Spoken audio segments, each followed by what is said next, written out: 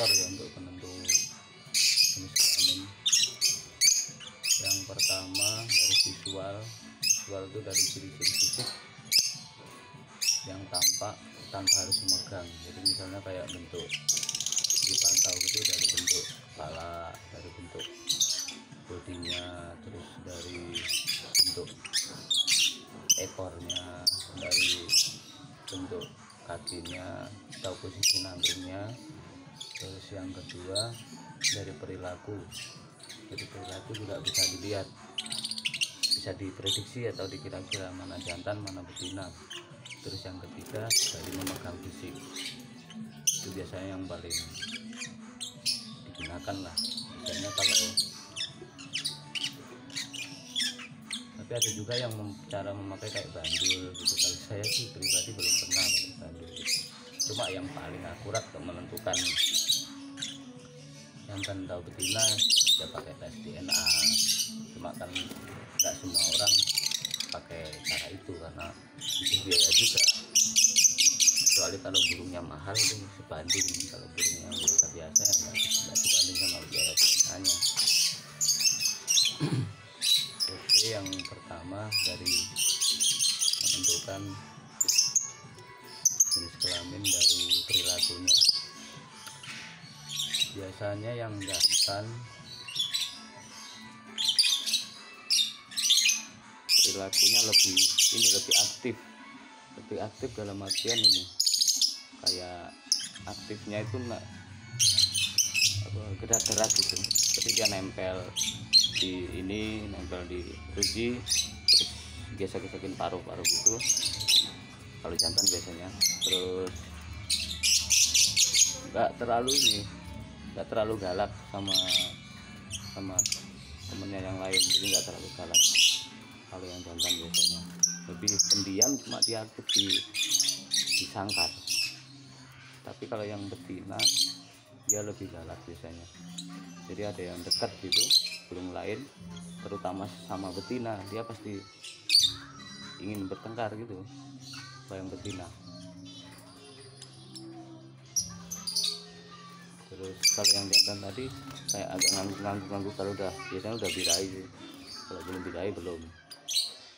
Itu salah satunya. Terus yang kedua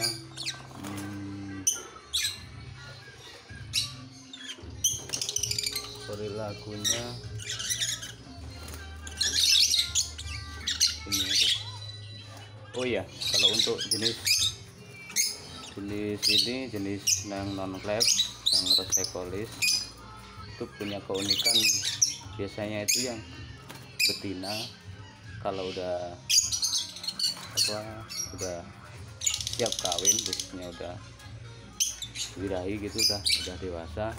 Yang betina biasanya menyelipkan unjalan atau susuan ke sela-sela bulu sayapnya.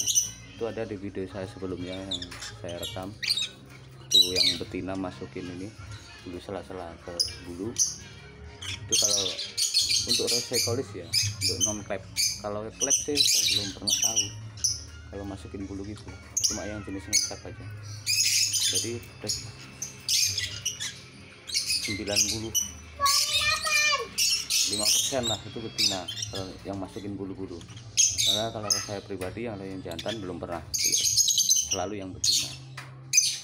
Terus pemilihan selanjutnya bisa pakai ciri-ciri fisik. Biasanya dari mulai dari kepala.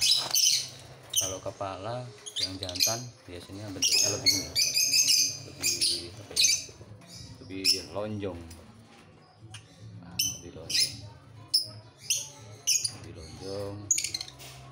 agak lonjong gitu. Jadi terus yang betina itu lebih bulat kepalanya lebih bulat.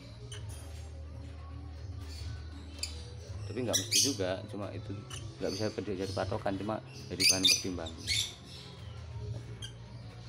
Terus yang ketiga ciri fisik lagi, bodinya. Yang betina itu gembul gini, lebih bulat daripada yang jantan. Biasanya jantan itu panjang. Terus Ciri lagi, cirinya sisip lagi, ya ini dari ekornya. Biasanya ekornya yang betina itu ujungnya agak kayak tumpul gitu, bentuknya kayak gini gitu, bawah selangkring.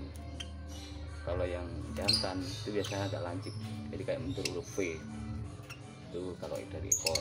Terus kalau cara nangkring, yang jantan biasanya kakinya lebih rapat,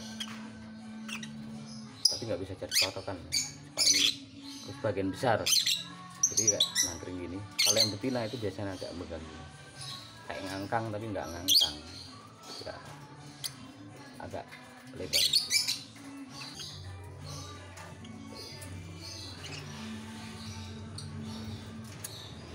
Terus cirinya lagi,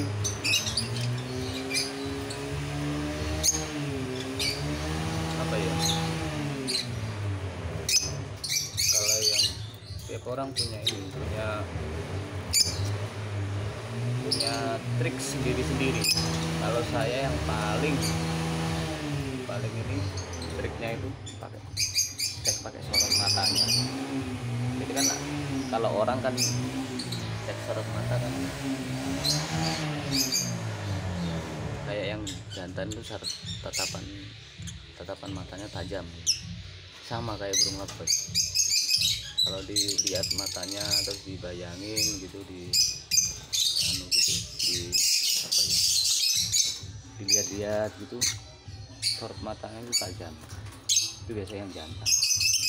Tapi kalau yang betina itu sorot matanya bukan tajam, lebih galak. Sorot matanya itu galak, judes gitu. Jadi Pak, lama-lama bisa paham lah. Kalau nggak biasa ya agak susah ceknya kayak gitu. Sorot matanya itu tajam, galak gitu. Terus ini lagi cirinya lagi, kalau yang betina itu lebih berani biasanya daripada yang jantan. Interaksi sama orang itu lebih berani, apalagi yang udah dewasa itu biasa lebih berani daripada yang jantan. Kalau yang jantan biasanya malu-malu dan penakut sama orang. Itu cuma biasanya, jangan dijadikan patokan. Terus ada lagi cirinya, kalau dipegang, misal dipegang itu yang betina itu gampang ini responnya dikit, 75% lah. Kalau yang gampang gigit itu pasti betina biasanya. Jadi yang gampang gigit itu betina. Kalau jantan biasanya jarang gigit. Kalau yang gampang gigit itu pasti betina. Terus ini kalau dipegang itu kayak berontak gitu. Berontak biasanya betina, makin besar lah gigit. Terus apa lagi ya, oh ya, yang terakhir dari ini, dari ngecek dari supitnya dalam ini, supit di perutnya. Kalau jantan biasanya ini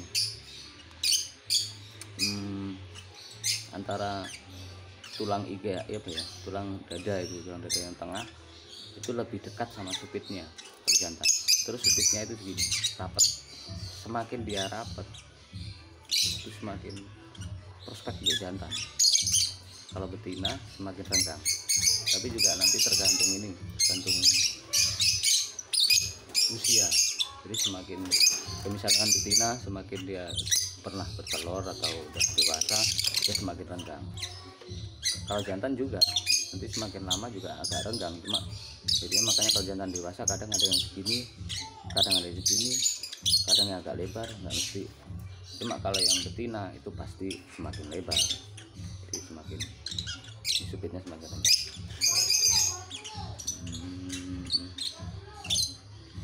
Terus ada lagi triknya, kalau misalkan dalam koloni atau misalkan dicampur gitu, terus ada glodok, itu yang biasanya respon untuk mau masuk duluan ke glodok itu biasanya yang betina.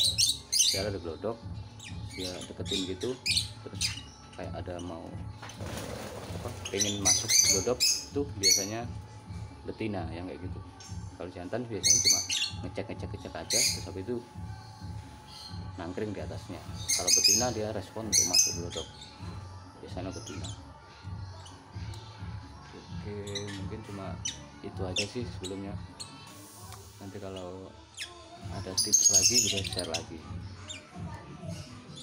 Oke, sampai jumpa lagi. Ngopi dulu ya. Mantap.